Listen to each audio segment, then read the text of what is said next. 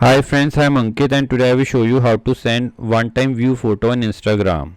Friends, due to any reason if you want to send one-time view photo in Instagram, then you simply need to open Instagram app. In Instagram app, you need to press on the messenger icon. Now here you need to select the contact. Now here you need to press on the camera icon. Now press on the gallery icon. Now here you need to select the photo. Now here we need to change allow replay to view once. So press on it. Now press on it again. Now after selecting view once, press on the send button.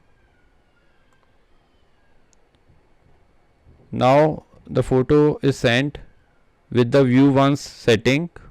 A pop-up will also come after sending the photo with view once option.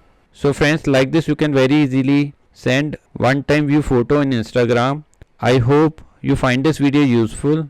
If you like the video, then press on like button and don't forget to subscribe our channel and press on bell icon to receive email notifications free of cost.